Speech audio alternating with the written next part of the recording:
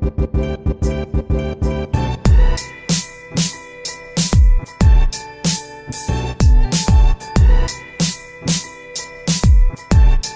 going on, everybody, and welcome back to Exploring Attractions. My name is Scott, and you're watching your stop for all things theme park and attraction related. Hey, if you guys are new here, make sure to subscribe down below with those bell notifications on. And if you want to purchase some official Exploring Attractions merchandise, you can also do that by clicking the link down below in the description. In today's video, we're talking about all the recent Disney news that has come out in regards to the theme parks. We're going to be going over the nighttime spectaculars at Disneyland, Star Wars Galactic Starcruiser, and of course, a little bit about the Toontown Transformation over at Disneyland. So it's going to be one of those recap videos just sharing all the recent Disney news that couldn't make their own full video but could kind of get bunched into one. Now that's right, I did mention Star Wars Galactic Starcruiser, and I have been watching a lot of videos on it for all the media that got to attend the event. And I'm going to talk a little bit about my honest thoughts on it, because if you guys know me on my social media life and whatnot, I've been kind of being a little bit critical of it. But let's start off with the West Coast, as Disneyland has announced opening days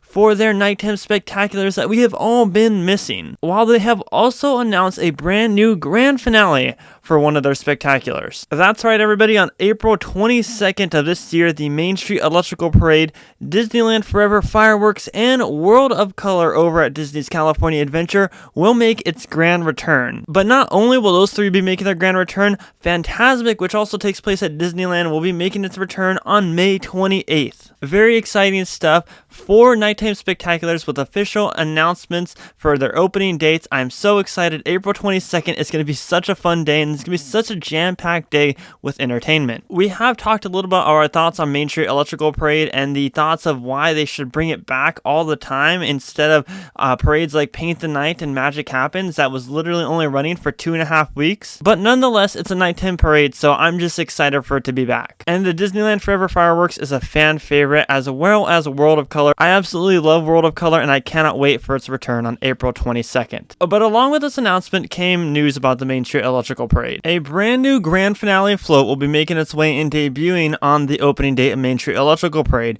one that will feature multiple different Disney characters that are beloved and known across the Disney community, one being Encanto. So we're going to see Mirabelle up on her own float, other characters such as Hercules the Blue Fairy, Merida, Miguel from Coco, Princess Tiana, Moana, Mulan, Princess Anna and Princess Elsa, Pocahontas, Raya from Raya and the Last Dragon, Aladdin and Jasmine, The Jungle Book, and of course the Small World facade. I don't really know how to describe this one. Anyways, the new grand finale float is going to look absolutely beautiful, and I cannot wait to see it in person because it's going to look awesome.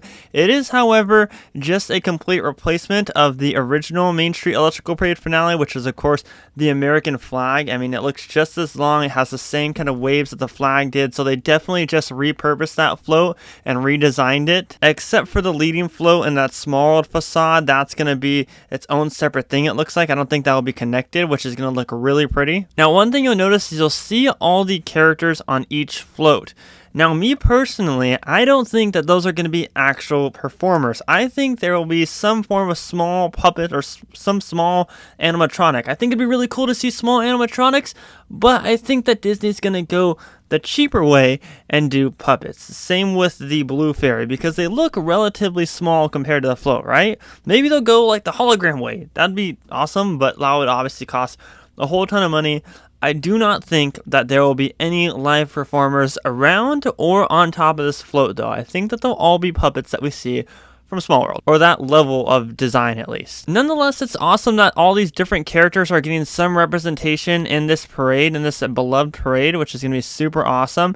They all have their respective designs on the side of the floats, and they're also double-sided, so you'll see multiple different characters depending on what side you stand to watch the parade, which I think is a neat thing that they're adding. And that Small World float in the beginning is going to look really, really pretty. I feel like that's going to be the best out of this entire grand finale. But for now, we just have to enjoy what we got and see what Disney's next move is as we go on through the run of this parade. We're going to keep it on the West Coast here for one little small topic inside of this video before we go to the Starcruiser talk, and that is, of course, with the Toontown Transformation. So we have an official date of when Toontown's going to be closing this year to make way for the transformation that's going to be happening and opening up in 2023 alongside the brand new e-ticket attraction Mickey and Minnie's Runaway Railway. And that date, of course, is March 9th of this year. So you only realistically have like maybe a good week and a half to visit Toontown, at least the old version of Toontown, before it's completely transformed. And you can only have about a week and a half more to get those construction shots of Mickey and Minnie's Runaway Railway.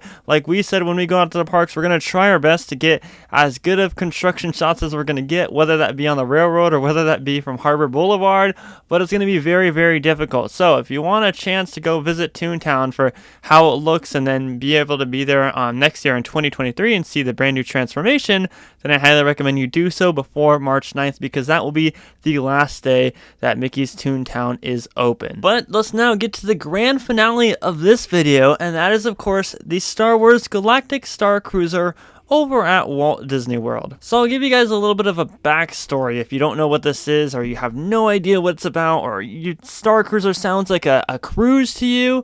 Well, I mean, it kind of sort of is. So Disney World built this brand new immersive experience, this 2-night thing. I don't know if it's 2 nights or a couple more nights, but they've hyped it up so much that it's going to be this immersive Star Wars experience where you get on the Starcruiser and you feel like you're on the ship and you get captured by Kylo Ren and his stormtroopers, and it's this whole thing. It's basically just like expensive LARPing. My buddy Theme Park Duo said it best. Anyways, it's located right behind Disney's Hollywood Studios, and it's upwards of $5,000 or more. Keep in mind, you're meant to feel like you're on a ship for this whole entire experience. Disney's goal with this is to really get you to stay on resort property, you know, and not have you, I mean, yes, they want you out of their theme parks, but this is to get guests to stay here at this resort for the complete 2-day experience and be immersed the whole entire time and have there be so much to do. Like I said, kind of like a cruise, except you're in a hotel, and it's just weird. Anyways, there's no windows or anything like that. There's no sights to the outside world. You're just fully immersed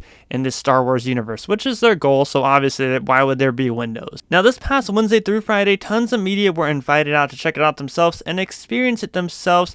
Now, keep in mind, all these opinions that are shared, they didn't have to pay $5,000, so their opinions could be a little bit more, I don't want to say biased, but it's a lot different when you're paying for something compared to getting invited to stuff like this where you don't have to pay anything. So I have watched a couple of my own colleagues' videos and my own friends to really get their honest thoughts on it, and been asking around honest thoughts on it, and the general consensus is it's a cool experience, but how cool is it when you're paying upwards of $5,000? And now I've watched multiple videos on it, like I've said, and it does look cool. It looks exactly like what Galaxy's Edge should have been, what it was marketed for. You know, Galaxy's Edge was marketed for this thing that, like, there was going to be tons of different entertainment going on throughout the land, and there was going to be tons of different cool characters.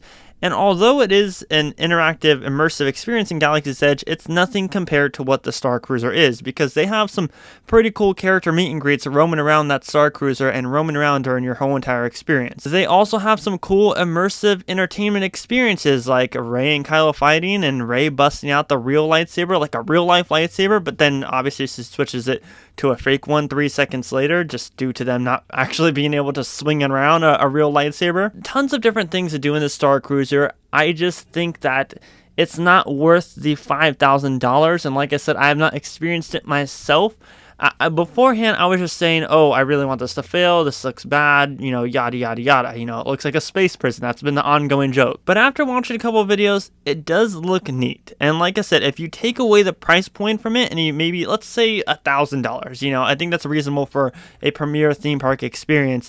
I think that it's cool. I think that there's different things in there that should be in a regular daytime guest for like theme park experience that really shouldn't be considered a premiere thing, if you guys are getting my drift here. I think more things like that should come to your theme park experience to better solidify their price that they're pricing these tickets at nowadays. But I think that, like I said, I think it's cool. I just don't think it's worth $5,000. I think $1,000 price point would be right. Beforehand, I was really talking about, oh, this looks like crap. This doesn't look good at all. After seeing a couple of videos, yeah, it does look cool. It looks like something that I would enjoy, but at what price? Because if I'm paying that much for it, then I would leave completely annoyed and just basically never wanting to do that again, and I wouldn't do it again. So I hope that one day 5 years from now, prices go down so I can experience it myself, or I win the lottery so I can do it. But until then, I can just say what I see in videos. And I don't want to get too critical about it because, like I said, I haven't experienced it in person. I only have what my friends have been talking to me about and what I've seen on videos. So that's completely what I'm basing my opinion off of. So don't come after me in the comments saying, oh, you're being too critical on it. Because at the end of the day, there's a lot of us that did not experience it. So that's all we have to do is to watch the different videos from the different influencers in the theme park community. But if you want to leave your comments down below on the nighttime spectaculars, on Star Wars Galactic Starcruiser, let me know down in the comments. Are you a big fan of them? Or do you think that it's just like whatever? Did you get to experience the Star Cruiser a part of media? Because if you did, let me know your honest thoughts down below. Anyways, everybody, my name is Scott, and I hope you enjoy this kind of like a Disney recap video. I try to do them here and there just because there's, like I said, small little topics I can't really make into a full video. And honestly, it's fun making them, talking about different things in the Disney parks because it feels like a podcast, just a podcast of my own. My name is Scott, and you've been watching Exploring Attractions. Positivity is key, and most importantly, remember to keep exploring. Peace out, everybody.